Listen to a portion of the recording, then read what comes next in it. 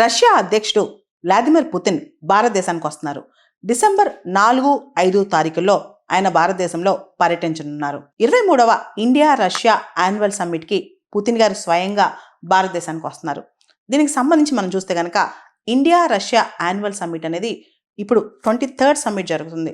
ఈ సమ్మిట్ సంబంధించి మనం గమనిస్తే కనుక డిసెంబర్ 2021 తర్వాత రష్యా అధ్యక్షుడు పుతిన్ భారతదేశానికి ఇన్ పర్సన్ రావడం ఇదే తొలిసారి. మనం ప్రత్యేకంగా చూసుకుంటే రష్యా ఉక్రెయిన్ యుద్ధం స్టార్ట్ అయిన తర్వాత ఆయన ఇంతవరకు భారతదేశానికి రాలేదు.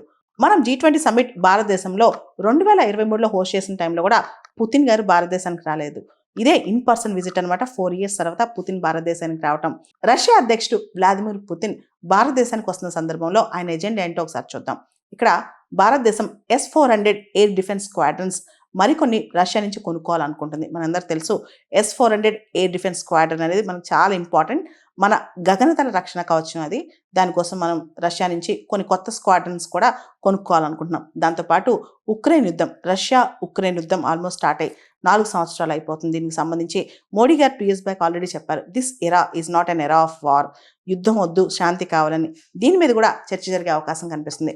దాంతోపాటు మనం చూస్తే కనుక డొనాల్డ్ ట్రంప్ ప్రభుత్వం రకరకాల దేశాలపైన వేసే టారిఫ్స్ కావచ్చు, ఇమిగ్రేషన్స్ పైన ఆయన పాలసీస్ కావచ్చు, ఇవన్నీ కూడా చర్చలోకి వచ్చే అవకాశం కనిపిస్తుంది.